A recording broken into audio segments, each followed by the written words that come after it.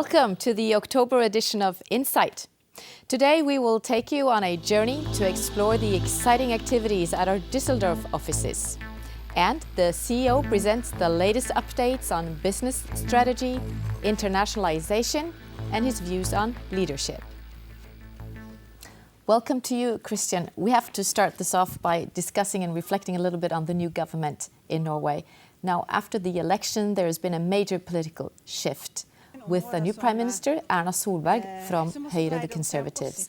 What does this mean for Statkraft? Of course, we expect to see some changes with the Liberal Conservative government now. But we have had an excellent relation with the government that was here until recently, and I have all the reasons to believe that we will have a good cooperation also with the new government. What about their platform on renewable energy? In the platform, it is specifically stated support for investments in renewable energy. And this relates both to domestic in Norway and internationally. So this is good for the basis of the activities for Statkraft. At the same time, we're in the midst of our own strategy process, and you are soon ready to present our business strategy for the board of directors to make a decision. Now, what is the status at this point? We have two processes going in parallel. First, we have the full business platform that the organization has completed and which is going to be approved by the board of directors. Also, there is a financial part to it that we need to ensure that we have the financing available for this business plan to work out. So what we want to achieve in the board of directors is full support for the business plan as well as for the financing plan. And so when you have this approval of the finance plan, what will that mean for the work further on? It means that we will continue to invest in all business areas. Also, at the end of this year, we have some but not all the financing in place. So we are dependent on access to more finance capacity during the course of next year. But we need all business development to go on full speed, because unless we have mature projects, we will not get that financing. So this goes in parallel. What do you consider as the most important with this new business strategy? I think we are now investing in renewable energy only for the capital spending. Plus, we have put more weight on the market activities, and also the international integration and expansion in hydropower and other technologies worldwide is even more visible in this strategy than it was in the previous. Talking about the markets, there are also some challenging conditions in the markets at this moment, at this time. Insight is going to Düsseldorf to talk to our colleagues there, but what is your picture of the pricing at the moment? The electricity prices are moderate. In a long-term perspective, they are lower than they have been, and it is a challenging market. But for Statkraft, we are doing reasonably well. We have secured long-term contracts many years ahead for half the production in the Nordic region, and we are able to cope well with the market that we have. So I'm quite optimistic when I look on the outlook for the earnings. But what about the risks that are connected to supplying so much new renewable energy into the markets, and the risk then for oversupply? Well, of course, the more renewable energy that is coming into the market, the more the production capacity there is, then the more the pressure will be on the prices. There will be a long period ahead of us where there will be pressure on prices with more renewable energy coming into the market, and closures of coal-fired plants, gas-fired plants, and nuclear capacity. But in Statkraft, we are well positioned. We have a lot of renewable energy in our portfolio, and only 2 modern gas-fired plants in Germany and 50% in Norway in our portfolio here. There have been so many radical changes in the markets the recent years. Now, what do you expect in 5 years from now? In the next 5 years, I would expect the European market situation to be challenging, as we have seen over the last years now, combined with the good growth in several other parts of the world. In the same time period, we will see unexpected things to happen that we don't yet know. If we look back the last 5 years, we had a financial crisis in several parts of the world, a nuclear accident in Japan that led to closures of capacity in Germany. There has been a revolution in photovoltaic technology and so on. I think we will see also major unexpected things to happen in the years to come. And Statkraft is in a period of great transition. We are going to have an integration with SM Power, huge challenges for a CEO as well. Now, how do you make your prioritizations during your days? Well, the most important elements for me at the moment is to get full alignment around our business plans all along the organization and the board of directors, combined with a financial plan that also has full support all through the board and up through the owner, and ensure that we actually get access to the financing that we need. Also, the integration of the international activities with the SN Power and Aqua Imara restructuring is of high importance to me. And then in daily life, I also try to get some physical exercise and stay. Tell us about that. You run, don't you? Yeah. I've been training for the New York Marathon in 2.5 years now, and I intend to complete it. Yeah. You've also done an interesting thing. You've involved a young guy following you as a leader in order to be inspired by a younger generation. Now, how did that happen? What was that? Well, I was asked if I can participate in a training and motivation program for young students who wants to become future leaders. So it means that a person named Birger, he was following me when we were opening Ås Fjernvarme and other activities that took place on that particular day. So for that one day, he was representing me as the CEO of Statkraft in these events. So you could give him some advice, and he maybe gave you some as well. And the occasion, as you say, was the opening of Ås Fjernvarme. I think I learned equally much from him as he learned from me. And when we were at Ås Fjernvarme, that was a splendid occasion for such an event, because this project has been running very well without any serious accidents, on cost, on time, about 145 million kroner invested there. And it adds up to a capacity of district heating in Norway now at a total of about 1 terawatt-hour. So it is an excellent example of the good work going on in that business area of district heating. Harder to predict the market now than it used to be. Thank you so much for sharing your thoughts with us, Christian. And now we will take you on our journey to Düsseldorf.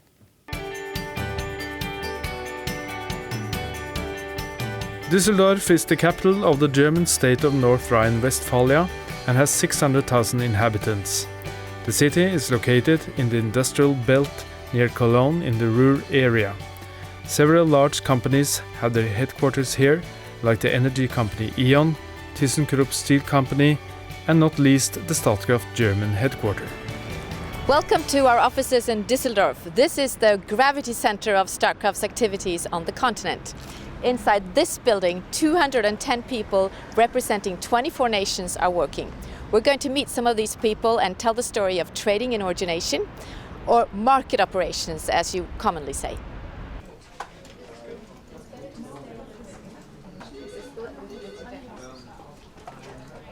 So Stefan, now we're in the heart chamber of the business. Yeah, that's right. This is 115 desks and people doing analysis, day-to-day trading, power plant dispatch, structured business, customer business, everything comes together here, and this is where people do hundreds of transactions every day. At group level, we're now working on a new strategic business platform, and trading and origination, or market operations as some would like to call it, is going to be elevated up one level and be even more important for the business. How will this evolve? Well, obviously we are happy to see that. We are a little bit proud maybe, but obviously there's also a lot of responsibility coming with that, and maybe we are also a bit wary of that and hope we can deliver on the hopes. But it's also obviously reflecting the fact that asset ownership has a different role than it did have 10 years ago. The electricity markets are very challenging at this time, very turbulent. What's your analysis of the situation? From an asset owner perspective, it will not be great for the next years to come. And we have had to close down gas-fired power. Exactly. So that will not turn around immediately. But for us, it also we see a lot of opportunity still. For example, in the renewable business, where we are market leader in Germany as service provider, but also I think in other things that we can't think of today. So it's important for us to stay innovative and continue our curiosity and our willing to explore. But do you think that also there's a risk of pushing too much renewable energy into the market and that things are happening too fast? Yeah, well, I mean, today is a very interesting day for that question, because today the levy, the subsidies for renewables have been announced, at least the amounts that the end consumer has to pay. And Germany is paying 24 billion euros per year in subsidies for renewables. So that in itself is a burden on the economy, or on, say, people's buying power. And of course, technically, it is a huge challenge for the system to cope with that many renewables, I think. You're in the midst of negotiations. So what's going on these days? Oh, yes. Well, we have in this market premium model business, which is also sometimes called the EEG2 business. Well, you need to explain to everybody what this is. This is that we buy power from a lot of independent renewable power plant operators and bring that power to market. Wind and solar. Wind and solar and biomass. Yeah. And we have more than 8,000 megawatts under contract in Germany. Which is quite substantial. Which we are market leader in that. We have more than a quarter of market share. And contracts are running out at the end of the year. So we are trying to extend the contracts for another year, but everybody else is trying to also gain customers and steal our customers, so to speak. So we are renegotiating hard these days, and a large chunk of contracts is expiring at the end of October. So we really need everybody to keep fingers crossed and work hard to get things done. We'll keep our fingers crossed, but could you reveal what would be the key to success in these negotiations? Well, we obviously like to stress the quality of our service, the stability of a Norwegian hydropower company, 100 years of experience. That's what we are trying to stress, and those are important elements. But in the end, price is obviously the killer argument. Everybody wants to have a good price, or even the best price. Yes, we bring a lot of arguments and a lot of technical innovation we try to bring forward, but in the end, price is the most important argument. Evelyn, you're working as an analyst now. Tell me exactly, what is it that you do? Our major task is to make price forecasts for the German short-term power market and for the UK gas market. So the daily challenge is to process the information, to fit it all into a forecasting tool, and then give recommendations to trading, what they should do, what we expect of the price to be. So, Evelyn, would you please tell me what is it that you see on the screens now? What you see on the screen right now is, for example, how Germany is connected to the surrounding markets. So what is important is how much power Germany imports from various countries or exports. So this needs to be monitored on a daily and even hourly basis. Yes, if you recall when you started in Statkraft, what's the big difference for you working here? The big difference is the influences from the surrounding markets. So it's not Germany alone anymore which needs to be looked at, but basically whole Western Europe. And and also the weather situation, which has become really important for analyzing the German power market. You say the weather is more important. Now, why is it more important than before?